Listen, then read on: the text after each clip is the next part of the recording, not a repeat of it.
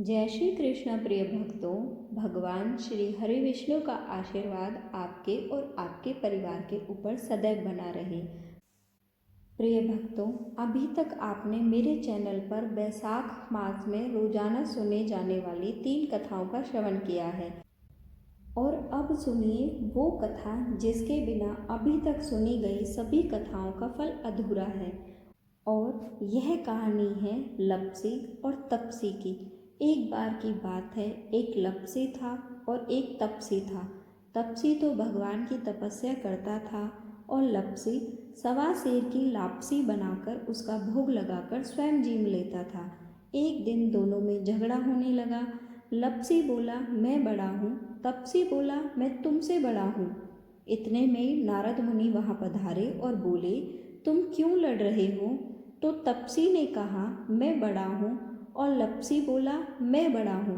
तपसी बोला मैं सारा दिन भगवान की पूजा करता हूँ। यह सुनकर नारद जी ने कहा ठीक है, मैं तुम्हारा फैसला कल कर दूंगा।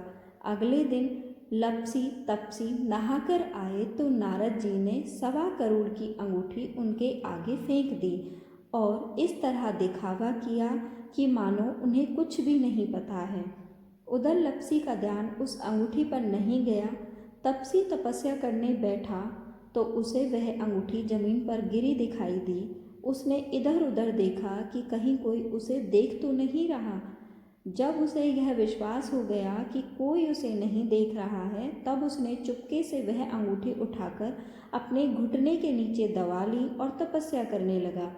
उधर लपसी लापसी बनाकर उसका भगवान को भोग लगाकर जीमने बैठ गया। इतने में ही नारद जी वहाँ आ गए। तब उन दोनों से पूछने लगे कि बड़ा कौन है। फिर से लपसी ने कहा कि मैं बड़ा हूँ। तपसी बोला मैं बड़ा हूँ।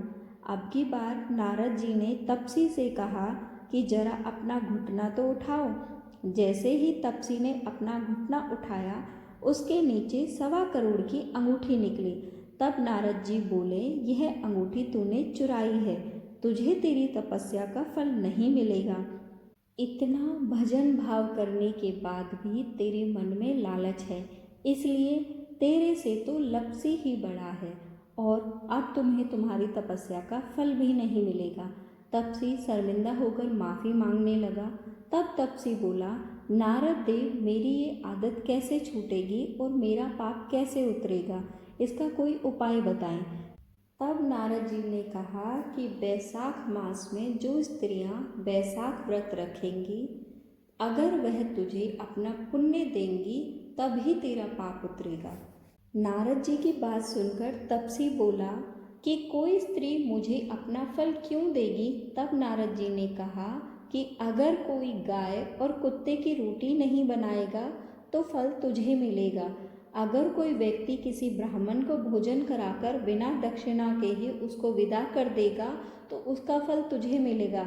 यदि कोई साड़ी के साथ ब्लाउज नहीं देगा तो इसका फल भी तुझे ही मिलेगा। यदि कोई व्यक्ति दीपक से दीपक जलाएगा तो फल तुझे मिलेगा। अगर कोई तेरी कहानी नहीं सुनेगा तो भी फल तुझे मिलेगा। कहते हैं उसी दिन से हर व्रत कथा के साथ लपसी और तपसी की कहानी पढ़ना आवश्यक होता है। प्रिय भक्तजनों, यदि आपको मेरे द्वारा सुनाई गई कथाएं, कहानियाँ, गीता सार पसंद है तो मेरे चैनल को लाइक, शेयर एंड सब्सक्राइब करें। जय श्री कृष्णा। आपका दिन शुभ हो।